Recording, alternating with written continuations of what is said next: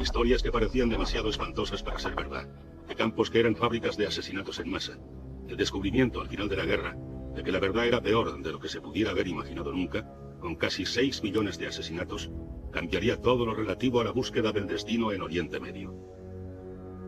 Antes de la guerra se cuestionaba lo bueno y lo malo del sionismo.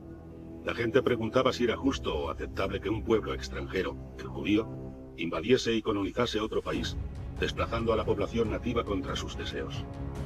La gente argumentaba que el único derecho de los judíos a la tierra de Palestina yacía en lo más profundo de la historia antigua y se basaba en creencias que no estaban en la religión sino en la mitología. El Holocausto inclinó la balanza a favor de los sionistas. ¿Podía alguien oponerse a la exigencia de una patria judía enfrentado a la verdad de semejantes imágenes? Los judíos que escaparon al Holocausto y que llegaron a Palestina durante y después de la guerra tenían un corazón de piedra y un sombrío valor. Entre ellos había hombres jóvenes que se convertirían en terroristas extremistas y líderes de Israel. Una implacable campaña de terrorismo judío había comenzado incluso cuando la lucha en Europa del Este seguía agotando los últimos días del Tercer Reich. Antes de la guerra, la violencia había venido de los árabes opuestos a los planes británicos de crear un Estado judío en una Palestina dividida. Ahora, los terroristas sionistas tenían por objetivo tanto a la población árabe como a los británicos. En 1945 los judíos vieron a los británicos ponerse del lado árabe y decidieron hacerle su gobierno imposible.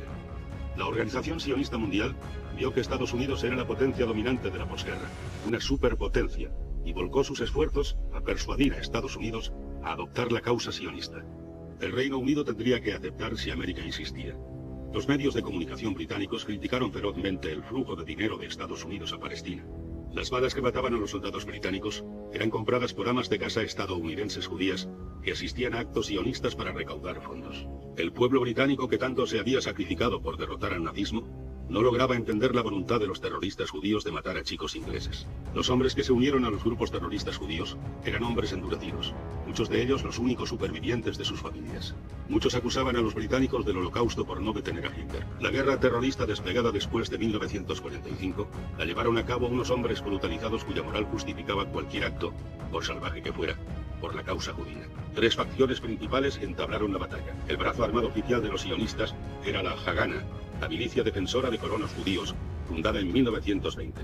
El Irgun había sido fundado en 1937 por combativos que tenían por objetivo expulsar a los británicos de Palestina activamente. Al principio, el Irgun solo había agredido a los árabes en represalia por sus ataques, pero pronto comenzó a intimidar y a aterrorizar activamente. En 1945, el refugiado y futuro primer ministro de Israel, Menachem Begin, dirigió el Irgun. El Stern era una facción escindida del Irgun en 1939, llamada así por su fundador, Abraham Stern. Eran pocos y fanáticos del sionismo. Cuando el Stern asesinó al administrador colonial principal de Oriente Medio en 1944, sus miembros fueron delatados por la Haganah. Las tácticas judías eran las del terrorismo clásico, buscando desgastar a los británicos, enviando a casa una continua sucesión de soldados muertos y atacando los centros del poder británico, socavando cualquier reclamación británica de seguir al mando. El 22 de julio de 1946, realizó el ataque más destacado de su campaña al hacer estallar una potente bomba en el Hotel King David de Jerusalén. El hotel era utilizado como cuartel general de los británicos y 91 murieron. Obtener el control de Palestina mediante una ocupación gradual había sido la meta del movimiento sionista desde su fundación en el siglo XIX. Desde la década de 1930 existía tensión entre la vieja generación, que quería seguir usando esa táctica, y la de quienes favorecían una acción militar agresiva. A finales de 1946, el liderazgo pasó a manos de los combativos. Los grupos Haganah, Irgun y Stern resolvieron sus diferencias e iniciaron una campaña conjunta. Una táctica usada por el Stern era secuestrar soldados británicos y tenerlos como rehenes con torturas, humillación y asesinatos. En 1947, el Irgun puso una bomba en un club de oficiales británicos. Al mes siguiente, los británicos ahorcaron a 4 miembros del Irgun y 2 miembros del Stern se suicidaron en prisión justo antes de su ejecución. El barco Exodus, que transportaba más de 4.500 emigrantes judíos, fue detenido por la Marina Británica en su travesía hacia Palestina. Al mismo tiempo, el Irgun secuestró y asesinó a 2 sargentos del ejército en una grotesca ejecución fingida de legado. En sus cuerpos colgados se descubrió una trampa explosiva. La opinión pública británica estaba indignada. Se pintarrajearon esvásticas en las sinagogas de Londres. El Reino Unido vivió un auténtico riesgo de que estallara la violencia antisemita. Influyentes eclesiásticos llamaron a la calma. Los británicos se negaron a que el Exodus tocase puerto. El barco fue enviado de regreso a Alemania. El mundo y la opinión pública estadounidense se escandalizaron por el incidente del Exodus. Se consideraba una barbaridad devolver a los refugiados judíos al país de su tormento, pero la opinión del público británico había cambiado considerablemente. Los ingleses ya estaban hartos de esta guerra y querían a sus chicos de vuelta a casa. En septiembre del 47, la ONU propuso otra partición de Palestina en 2 estados, árabe y judío.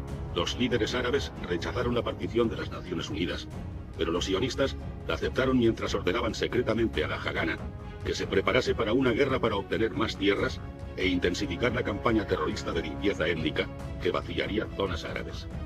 Entonces la ONU se componía en su mayor parte de naciones europeas blancas.